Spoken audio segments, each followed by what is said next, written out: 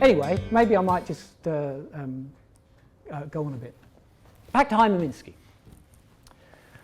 I've been talking about the Australian government being a currency issuer, and I've sometimes used the word money. I've said when the government spends, it creates money. Well, absolutely. And when the government taxes, it destroys money. That's actually literally true.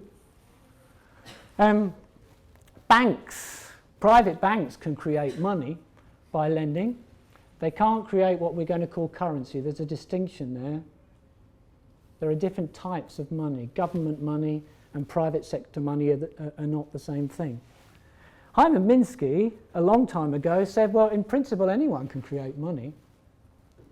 If you perform some service for me, and if I give you an IOU, saying that I'll pay you $1,000, and if I'm well known and have good credit in our community, then that $1,000 IOU I've given you, somebody else might take that from you in return for goods and services, and it could start trading as money. Anyone can create money. The problem lies if we're talking about money as being a generally accepted medium of exchange, being accepted in the community generally in exchange for goods and services. The problem lies in getting it accepted. Well, your deposit with your bank is part of your bank's debts. It's an IOU your bank has to you. When your bank lends to you, if they give you a deposit at the bank on which you can draw, which is what sometimes happens when banks lend to you, actually you are exchanging IOUs. The bank has a financial claim on you. You've promised to pay the bank back over time with interest. You have a financial claim on the bank. You've got a deposit at the bank. If you want to spend out of that deposit, if it involves a transfer of funds into somebody else's account at a different bank, well, your bank has promised to arrange that for you. And they'll arrange that for you using the government money that they hold at the RBA. If you want government money yourself in the form of physical currency, well, your bank's promised to give it to you. If you're going to use your bank account to pay your taxes, to discharge your liability to the government, well, actually your bank will do that for you. There's no way of you directly doing it. It's your bank using its holding of what we call its exchange settlement account, its holding of government money at the RBA. Because our deposits at our banks, we are confident that we can convert them into the currency which our government and the RBA issues at par, dollar for dollar, and there's no risk of that not being the case. Because of that, we accept the funds that we've got on deposit at our banks as having value in exchange, as being money, as being a monetary asset. But in a sense, it's a little bit similar to the story I told you a minute ago, where I had a debt to you and I had a good credit rating, you had reason to trust my IOU. Anyway, that's what Hyman Minsky had to say about money. Over here we have John Maynard Keynes. Now, I'm going to be arguing, before we finish, if I go very quickly, that we shouldn't be thinking of government debt as debt at all in a country with a monetary system like Australia. And it always helps to have someone like Keynes to quote here, so I've taken a footnote from the general theory slightly out of context. What Hyman Minsky's just said, basically, over here, is that all money is debt, but not all debt is accepted as money. Over here, well, if all money is debt, then we can draw the line between what we regard as money and what we regard as debt, perhaps at whatever point is most convenient for handling a particular problem. A 5-year term deposit you have with your bank is included in the money supply in Australia, in the broad measure of the money supply anyway. A 5-year government bond is at least as safe, if not safer. Very similar asset, actually. More liquid, in fact. You can more easily get the cash back before maturity because there's a very liquid secondary market for treasury bonds. Why don't we think of treasury bonds as being money rather than debt in the conventional sense at all. Why might it make sense to do that? It might make sense to do that because it would change the discourse. It wouldn't change anything that really mattered fundamentally, but it would change the discourse. Nobody would talk about the possibility of the government running out of money. Barnaby Joyce did this on Q&A a few years ago. He started going on about we might have to fire all the school teachers and all the nurses because the government's going to run out of money if we keep going on like this. Nobody contradicted him, really, on the panel. Somebody tried to contradict him from the audience, but it's nonsense to talk like that. Anyway, how does our monetary system work? We've got the Treasury over here, and the Reserve Bank, which is owned by the Treasury. And if we're thinking about the people on the board of the Reserve Bank who make the interest rate decision on the cash rate every month, they're appointed by the Treasury. 3 of them are ex officio. One of those 3 people is the Treasury Secretary, is the chief public servant in the Treasury, who's on the RBA board. Then there's the governor and the deputy governor that the government appoint, and then they appoint another 6 people for terms of 5 years, but they're appointed by the government. Yes, they make interest rate decisions. They have done since the early 90s, in a sense independently of the government, but they're pursuing an inflation target which was negotiated between the government and the RBA. They operate under the terms of the RBA Act, which of course is laid down by politicians.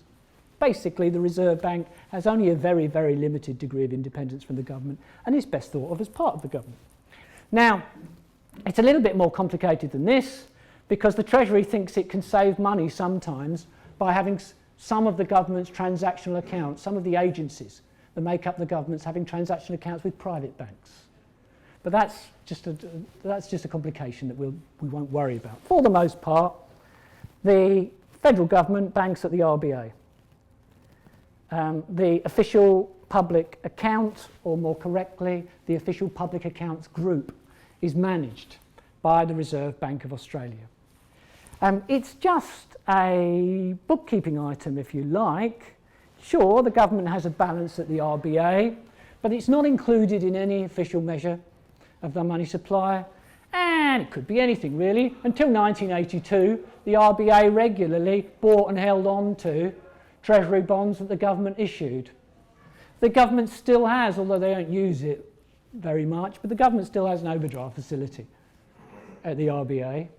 The RBA and senior officials of the RBA have regularly, when we've asked them, said there are never any circumstances where they'd ever bounce a cheque of their owners, which is what the Australian government is. And by the way, to the extent that the RBA does own government securities, sure, the government pays interest on them from the official public account. That interest then becomes officially part of the RBA's profit, and then it's paid back to the official public account again in a dividend. That's how it works. It's all really complicated when you start talking about it, but it's all smoke and mirrors. Who else banks with the RBA? A lot of foreign central banks do, and 1 or 2 other weird and wonderful institutions we won't worry about, but basically our banks and authorised deposit-taking institutions, they have things called exchange settlement accounts. They have exchange settlement account balances at the Reserve Bank of Australia. We have one monetary aggregate which is called the monetary base, which doesn't include very much. It's got about $115 billion in it at the moment. It includes the physical currency that you and I carry around with us. There's about $75 billion of that in the economy right now. And there's another 40 billion or so, which is the exchange settlement account balances of banks and other authorised deposit-taking institutions in Australia. That's the monetary base. That's government money, if you like. That is what's been spent into existence by the Treasury or lent into existence by the Reserve Bank of Australia. That is the currency which it is necessary for the private sector to have to pay its taxes. Money is that which is necessary to pay your taxes. Taxes are paid using those exchange settlement account balances. You think you're paying your taxes to the government. In fact, your bank is paying your taxes using its exchange settlement account balance. Your deposit goes down, so the bank, your bank's liability goes down, but the bank's exchange settlement account balance goes down as well, so the bank's assets go down by the same amount.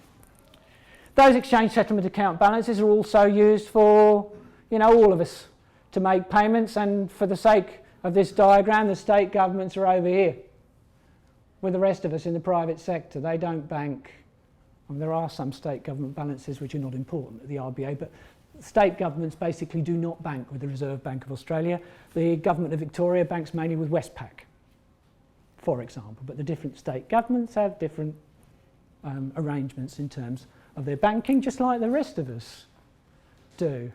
And, if you want to make a payment to the government of Victoria, maybe you have to. Maybe you've got to make a tax payment to the state government. Well, technically what's happening is that your bank's exchange settlement account balance is being debited by that tax payment.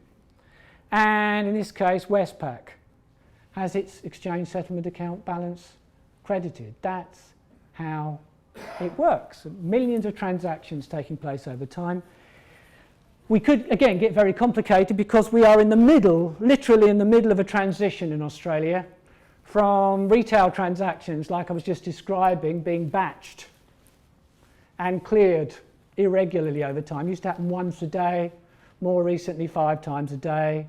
We're in the middle of a transition to real-time gross settlement, even for retail transactions, which we didn't really until recent years have the technology to deal with, but many of us can now make these real-time payments using a system called OSCO, if you want to check it out through your bank. Anyway, it doesn't change essentially the fact that the Reserve Bank, our central bank, stands between the federal government and the rest of us. And the deposit-taking institutions. Why do you and I and Malcolm Turnbull and the government of Victoria and Kim's Cafe, wherever that is, why do we see our deposits with these banks as big money? Because we can transfer funds to others, or most importantly, because in a sense this drives money, we can pay our taxes to the federal government via our bank's exchange settlement account balances. Broad measures of the money supply include currency, don't include exchange settlement account balances because they'd sort of be double counting if they did, but do include all of our deposits with the banking system. And banks' exchange settlement account balances are a very small proportion of our deposits with the bank, something like 2% at the moment. So there are different forms of money. At the top of our monetary system sits the Commonwealth or federal government. And I was just talking about the monetary base, the cash or currency we carry around with us, and the tiny amounts which our banks hold in exchange settlement account balances. In America, there are minimum ratios for cash balances that private banks have to hold at the central bank. There is no minimum in Australia except 0.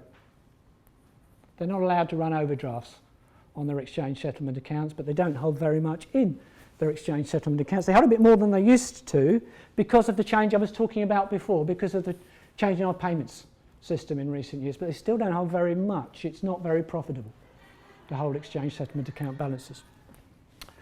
Go on. Is that interest bearing? It is. I might tell you about that in the next slide or two. But yes, currency doesn't pay interest, exchange settlement account balances do. Not a commercial rate of interest though, not a profitable rate of interest to receive. Down here we've got your bank's IOU to you. Now why do we accept that as money? Because our bank promises to use its exchange settlement account on our behalf to facilitate transactions for us. But private bank money is further down this monetary pyramid. And I wouldn't be in the monetary pyramid at all if we were talking about me giving you an IOU. But if you wanted to sort of extend it, I guess the rest of us would be down below the banking system. Our deposits with banks are particularly safe since the financial crisis, because if you've got up to $250,000 deposited with a bank, there is now a Commonwealth government guarantee. as well, which means if the bank was to fail, you'd get the money back from the government. That didn't used to be the case. Government money, or central bank money, the monetary base, is sometimes called vertical money. It's passed down to the private sector from the government and the RBA. It is a net financial asset for the private sector. This is money we have, which isn't our debt. Most of the broad money supply, something like 95% of it, money you've got in your bank account, is in your bank account because somebody else in the private sector borrowed it into existence first. Money is created when banks lend, like I was saying before. If a bank makes a loan to you, sure, you owe the bank money, but the bank has put funds in your account. If you spend those funds and you give them to me and I save them, they'll be in my bank account. Did my saving provide the banking system with the cash for you to borrow? No, it's the other way around. You borrowed the money into existence and then I could save it. That's how the monetary system works. Anyway, that's called private money or credit money because it's created by banks lending, or sometimes horizontal money because it's passed across the private sector. You notice there's a difference here. Money that's created through private borrowing is, sure, money that's created now, but there's a debt that has to be serviced in the future. All money is a form of debt. Most debts don't count as money. Vertical money, government money, is, somebody called Randall Wray used this term, I'm not sure it's very elegant, that which is necessary to pay taxes. Twin tops. Horizontal money is accepted because it can be converted into that which is necessary to pay your taxes. In a sense, taxes drive money. When money was first introduced in pre-monetary societies, during colonial times, when colonial powers invaded a society which didn't use money previously. How did they get people to use money? Well, they didn't want people to use money. They wanted people to come and work on plantations or build infrastructure or work as servants or something. How are you going to get them to do that without enslaving them? Well, you tax them. If they don't want to be locked in prison, they have to pay you taxes using money with Queen Victoria's head on. They haven't got any money with Queen Victoria's head on. How are they going to get that money? Well, they're going to have to come and work for you and earn it.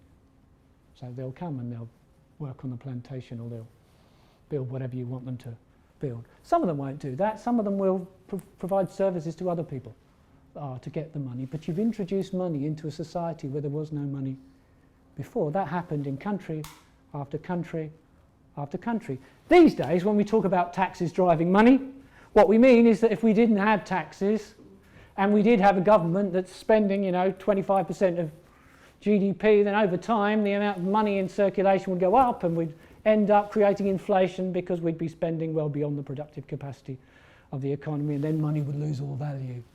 So we tax now in order, if you like, to reduce private sector spending power, to create room within the productive capacity of the economy for the government to spend without creating inflation. That doesn't mean taxation and government spending have to equal each other, though, and normally they don't. Government bonds are not in the monetary base, but perhaps they should be. As I said, government bonds and exchange settlement reserves are quite similar in some ways. And Zoltan asked me about whether exchange settlement account balances pay interest. Yes, they do. The RBA pay interest on exchange settlement account balances.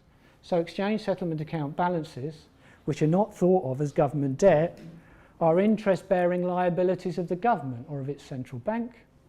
Treasury bonds, which are thought of as government debt, are interest-bearing liabilities of the government. There isn't that much difference between them. Treasury bonds are quite liquid too. Their prices don't change very quickly over time. The secondary market, you can sell them and get the cash back quite quickly. I'd rather think of government debt as being the net money supply. By net, what I mean is actually it's the net financial assets of everybody else. The net financial liabilities of the government of the net financial assets of everybody else. Well, this is the way our system works as far as the cash rate is concerned. As we know, the cash rate is currently 1.25%. Technically, that's a target that the board of the Reserve Bank announces on the first Tuesday of every month. They've just, of course, cut it for the first time since 2016 to 1.25%. This is not, apart from one or two technical things I'm not going to talk about, this is not a rate of interest at which the RBA lends to the banks or pays the banks.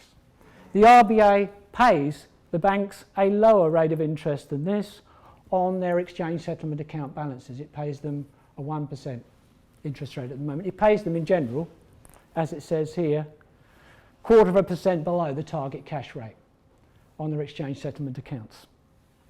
A rate below a commercial rate. Banks can approach the Reserve Bank of Australia for overnight lending. If they do this, if the banks initiate this, then they don't do it very often these days. Basically, you'll only do it if you've stuffed up your liquidity management.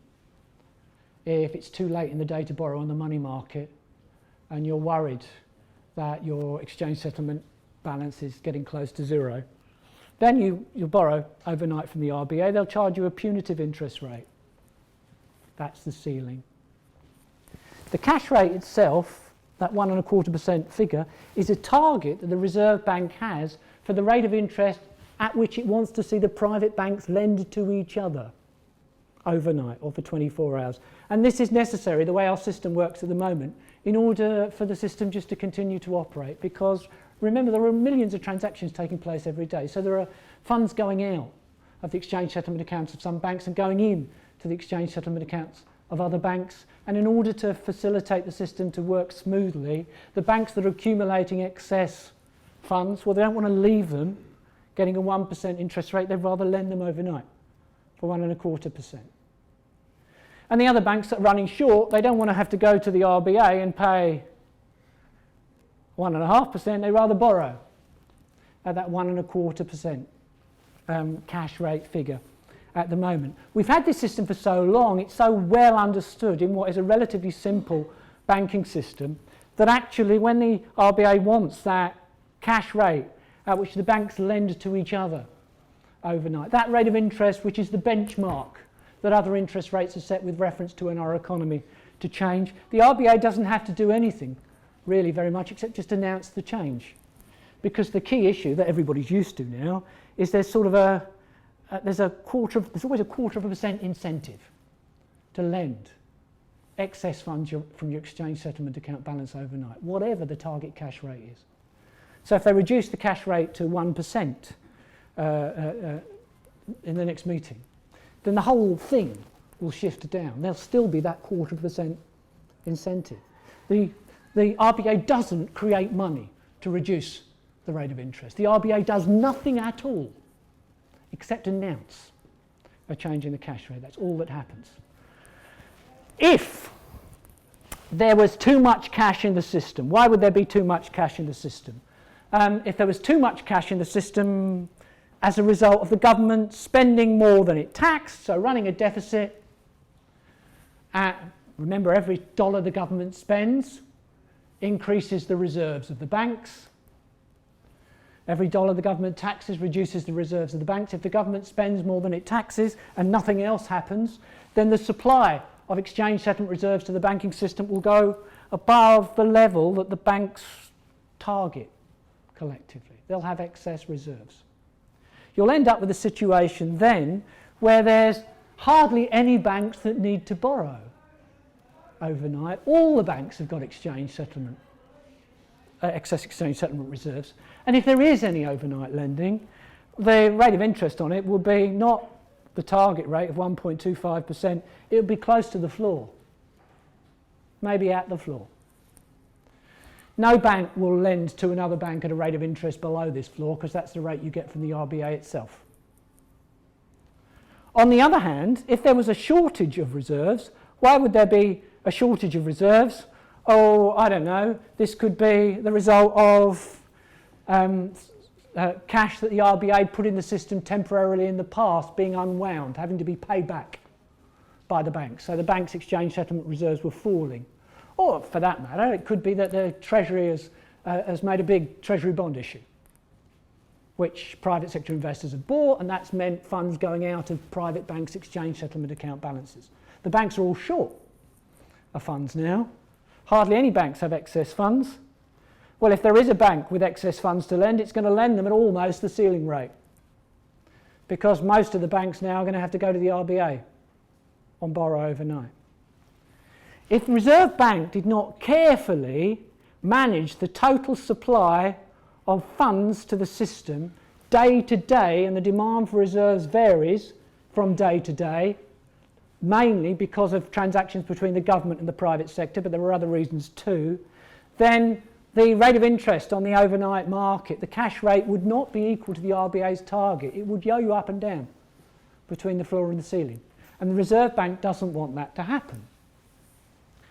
So the Reserve Bank trades on the money market to make sure it hits the target cash rate. Basically, this is what can happen. If there are flows from the private sector to the Reserve Bank or the government, that can create a shortage of reserves. If the government was running a surplus and did nothing about it, well, those taxes would destroy reserves in the banking system, for example. If there was a shortage of reserves, so that the total supply of exchange settlement account balances in the system was below what the banks wanted to hold, then you'd need to add those reserves back to the system if you were the RBA. Otherwise, the cash rate would rise above your target level. You'd lose control of the official interest rate. On the other hand, flows from the government or the RBA to the private sector will create additional reserves. If you leave too many reserves in the system, like I was saying before, there'll be basically nobody will need to borrow overnight. They'll all be stuffed full of cash.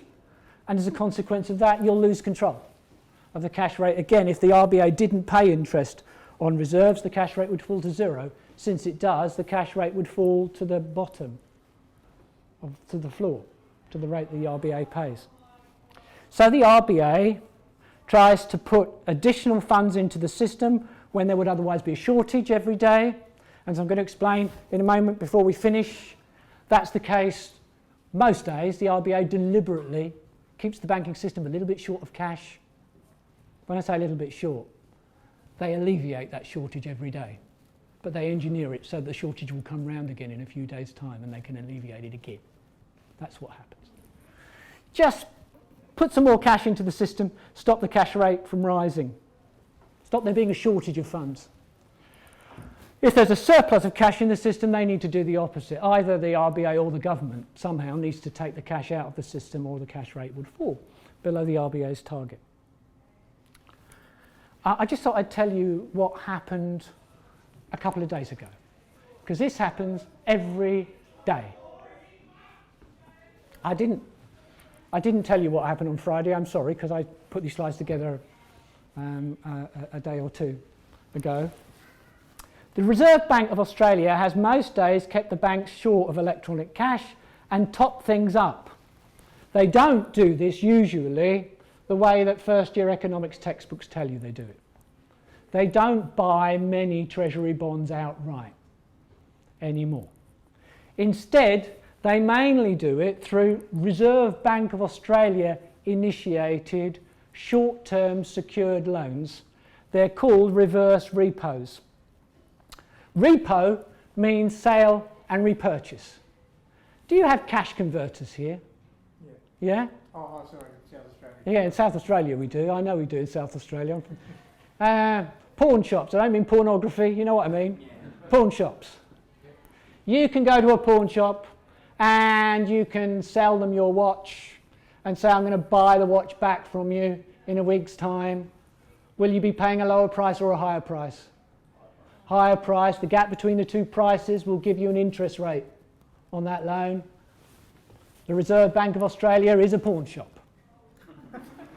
They accept, sure, Commonwealth government securities, Treasury bonds and Treasury notes. They also accept a wide variety of high-class private sector securities too. You can go on their website and find out about it. Basically what happens most mornings, the Reserve Bank, first thing in the morning, 9:20 Melbourne time, they'll say, we expect there to be a, I don't know, $1,000 million cash shortage today. We're going to put $1,000 million into the system for, let's say, 19 days. They've got their own reasons for saying that. And they announce this through Reuters and Bloomberg, because you have to do stuff through the private sector these days. It's the law. It's not really the law, but that's the way they do it. And they say, OK, all you members of the Reserve Bank Information Transfer System, which basically means the banks and a few others, bid for the business. What you're really doing is you're bidding for the right to borrow cash for 19 days from the Reserve Bank of Australia. Everybody will bid for it, because if nobody else bid for it, you'd be able to borrow the cash really cheaply. That would reduce your funding costs a bit and you'd make a profit. So everybody puts in a bid. And the Reserve Bank lends the cash to those private banks that offer it the highest interest rate.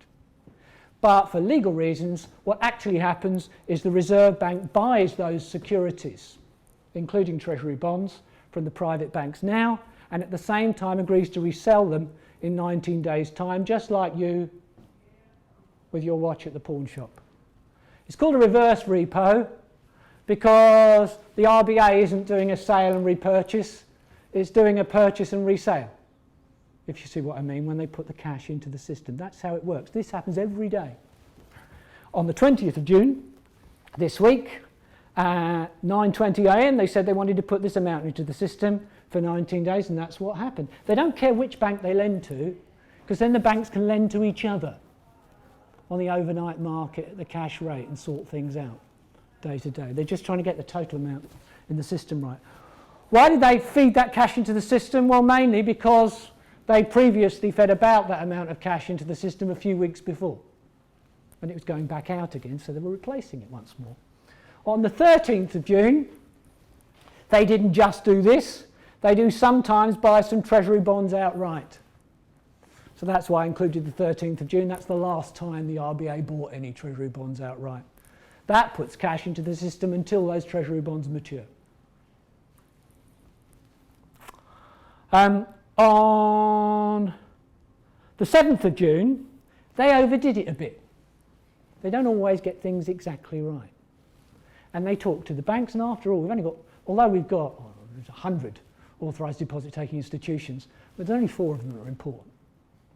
So sort of imagine it's not the way I do it now, but they're on the phone to the big 4 banks, and of course they know what's happening between the Treasury, the government and the private sector too, but they, at 9:20 on the 7th of June, they put about $4 billion, sorry, it wasn't $4,150, it was $4,150 million into the system for 19 days again. It's not always 19 days, it's just coincidence.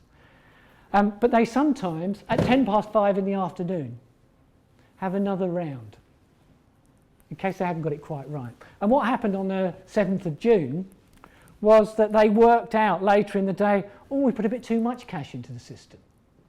If we don't do something about this, there'll be a surplus cash, and the cash rate will fall below our target. So we'll take it out again. This is a straight repo. What do I mean by that? Later on in the day, the Reserve Bank said, we don't want to lend more to you, we kind of want to borrow it back again. Only for 5 days. Don't ask me why it was for 5 days. Borrowing it back again, well, that means the Reserve Bank selling some securities from its balance sheet to the private banks and agreeing to repurchase them in a few days' time. It's just fine-tuned the amount of cash in the system. It's ridiculous, isn't it? It's so complicated. It doesn't need to be this complicated. But basically what's happening is day to day, the demand for reserves from the banks in their exchange settlement accounts goes up and down for a variety of reasons, including what they expect the government to do soon. And the RBA has to meet it.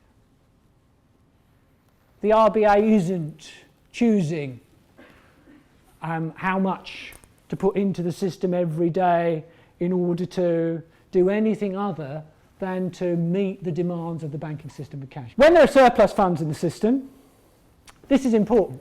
Why does the government issue Treasury bonds in Australia? In order to more or less exactly match the gap between government spending and taxation. When we moved to the current system in 1982, the Reserve Bank told us, and you can still find this on the RBA website if you look carefully enough, They did it to help the RBA manage interest rates. Until the 1970s, interest rates in Australia were highly regulated, were not set through the market, basically. Banks didn't pay interest on deposits anyway, not transaction deposits, and interest rates on loans were highly regulated. At the end of the 1970s, Australia moved to a more market-based system, and the Reserve Bank then basically had to do what they do now, really, which is to manage the supply of cash to the private banks to try and ensure that the cash rate stayed at the RBA's target level. But a problem that they had was that until this point in time, it was commonly the case that the government would spend more than it raised in taxes, but then wouldn't sell enough treasury bonds to the private sector to absorb the extra cash that had been created, because they just sold whatever treasury bonds investors were prepared to buy at interest rates, or yields, that's the word they use for it, that the RBA chose for the government. So if there wasn't enough demand from the private sector for treasury bonds, they just didn't sell any. It was called the TAP system. The RBA bought them. That doesn't happen anymore. They stopped doing this. Not that it's illegal, they just stopped doing it in 1982. The reason why they stopped doing it was because when those bonds were not sold, what happened was the reserves stayed in the system. So you created a surplus of reserves, and the RBA would have needed to engage itself in a very high level of transactions in order to keep control of interest rates.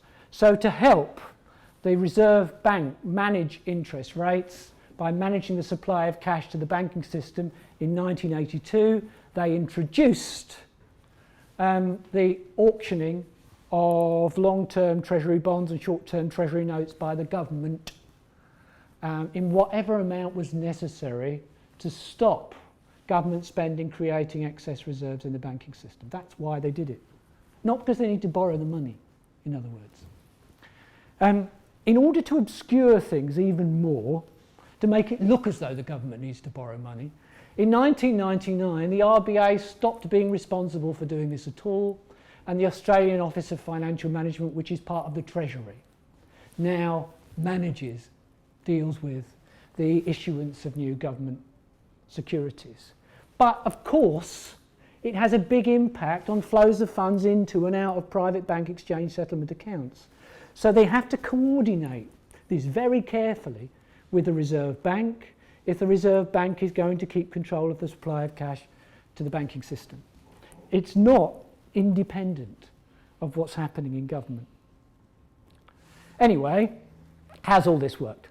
Well, the current system in all its detail came in 1993. That's when the RBA was given the job of actually determining what the cash rate should be. And when they started, they didn't always get it exactly right. So that the actual cash rate, which is the average interest rate on overnight interbank loans, which is collected from the banks by the Reserve Bank, was not always precisely equal to the RBA's target. That's what those black blobs are about.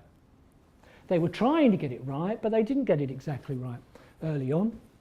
As you move into the 2000s, what do you notice about the black blobs? They disappear. We've got more finely defined detail over here because a basis point is 1/100th of 1%. So the scale is different. But even here you can see during the 2000s, since the financial crisis, basically the overnight cash rate that the private banks use has barely ever been 1/100th of 1% away from the RBA's target. So the RBA announces the target cash rate of 1.25%, and that is the rate of interest at which the private banks lend to and borrow from each other. They've come to understand the system. The RBA has come to be very good at managing the supply of cash to the system. And when they reduced the target cash rate, which they did at the last meeting, what happens? Nothing happens as far as the RBA is concerned. A lot of people that go to economics classes get taught some nonsense about the Reserve Bank buying government bonds to feed more cash into the system to reduce the interest rate. Utter nonsense, as the Reserve Bank will tell you. They do tell you. They don't do anything, they just announce it. That's all that happens. The whole corridor comes down, and that 0.25% incentive to lend on the overnight cash market, that's still there. Nothing else changes. Now, they're talking about zero interest rates, and when they get to zero interest rates, they'll talk about quantitative easing. What does quantitative easing involve? If we were in Australia to introduce quantitative easing, which we have never done yet, unlike central banks in almost every other high-income country in the world, it would mean the RBA no longer trying to manage the supply of cash to the banking system to hit a target for the overnight interbank lending rate anymore. It would mean the RBA deliberately making the overnight market irrelevant. They would make the overnight market irrelevant by engaging in very large-scale outright purchases of government bonds and perhaps some private sector securities as well to flood the banking system with reserves. It wouldn't be free money, it would be an asset swap. To the extent that the RBA was buying government bonds the private banks owned, well, not just the private banks, the private investors owned, from the private sector, and was paying for those government bonds by creating additional exchange settlement reserves, then, like I've just said, government bonds are an interest-bearing liability of the government. Exchange settlement accounts at the RBA are an interest-bearing liability of the government. You are swapping two virtually identical assets. It's not free money. You'd be buying government bonds. What it would do, though, and what it has done in a lot of countries, it would make the ceiling redundant. So in Europe, the only banks that borrow at the ceiling rate from the European Central Bank are basically the Greek banks that are desperate. The overnight market doesn't exist because the European Central Bank keep putting more and more and more reserves into the system, so that the level of reserves the private banks need, oh, what's happened here? Lost my, is far less than the reserves that they've created. What does that do? It reduces the official interest rate to the floor rate. So the official interest rate in the UK now is the bank rate. The bank rate is the rate of interest the Bank of England pays on bank reserve balances.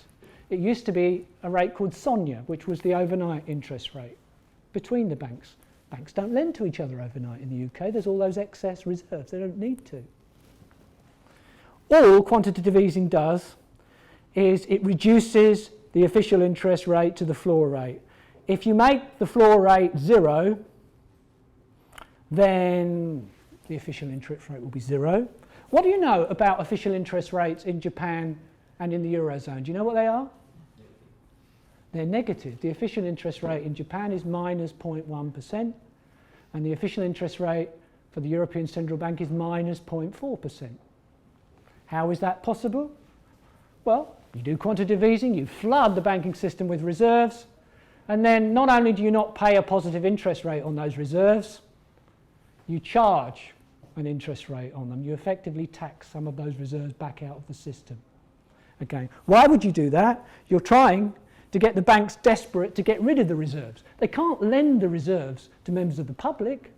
A bank can't lend its reserves to you. You haven't got a reserve account. Just like you can't pay money from your bank account to somebody else without withdrawing it in cash if they don't have a bank account.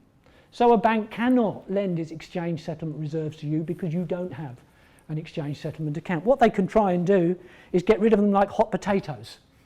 If they could do enough lending, then the people that they were borrowing to would spend from their deposits, and that would transfer balances to other banks, and then the other banks would be stuck with those reserves with a negative interest rate. That's the idea. It's lunacy, of course it is. It doesn't even work, really. The banks are not foolish enough to take on ridiculous risks like that when they've already got very weak balance sheets, and their regulators wouldn't let them anyway, but that's the idea. Okay. Why does the Reserve Bank manage interest rates the way it does. You know, the cash rate, as I said, is a key reference rate for our economy as a whole. If you've got a fixed rate mortgage, then there are a variety of influences on the interest rate you'll pay, but the main influence is what your lending institution expects to happen to the cash rate on average during the period of time when your mortgage rate is fixed. Interest rates, to a greater or lesser extent in Australia, are linked to the cash rate, which after all is the marginal cost of cash to a bank which is short of cash and has to borrow overnight on the money market. Why would you cut interest rates like they were doing until 2016? They've cut them again now.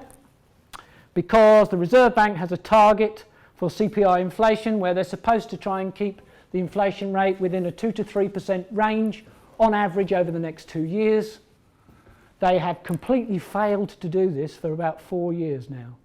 Inflation has continuously undershot the Reserve Bank's target. The economy has not grown as quickly as the government would have liked. Inflation has not been as strong. You must know wages have not been rising. Labour costs have not been rising as quickly as they'd expected.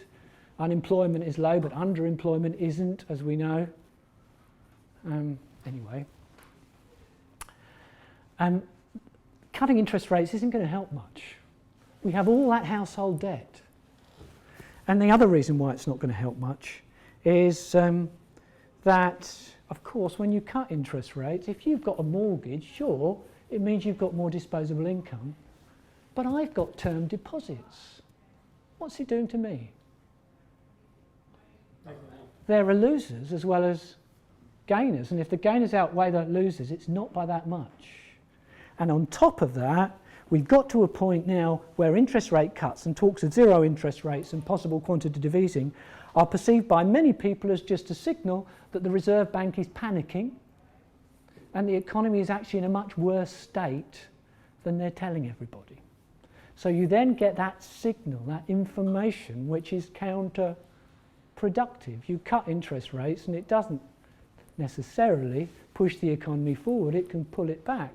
Even if you did push it forward, that sugar hit, if it means households going and borrowing even more, is going to give you an even bigger hangover in the future. So monetary policy is always unreliable, and with the level of household debt we have in Australia at the moment, in my opinion, is basically bust. The Reserve Bank has an inflation target. It has no way of hitting this inflation target. It's relying on external factors. Philip Lowe thinks that too.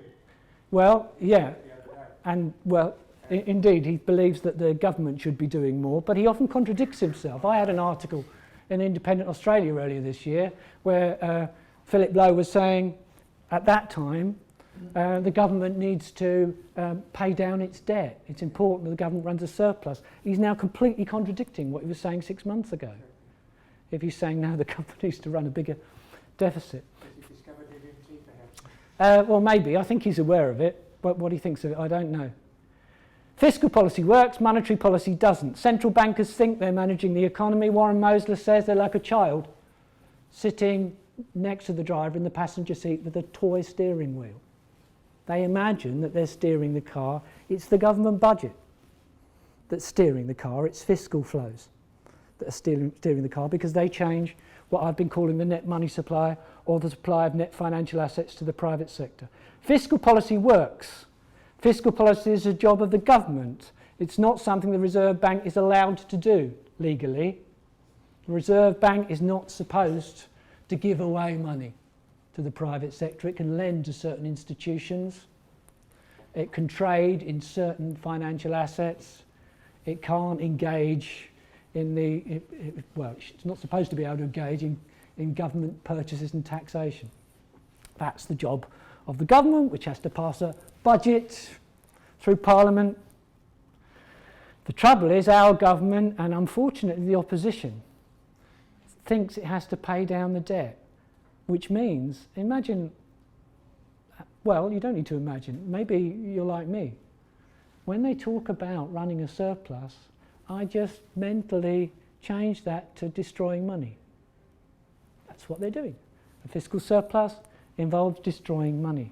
It doesn't add to the ability of the government to spend in the future because the government has a limitless ability to spend.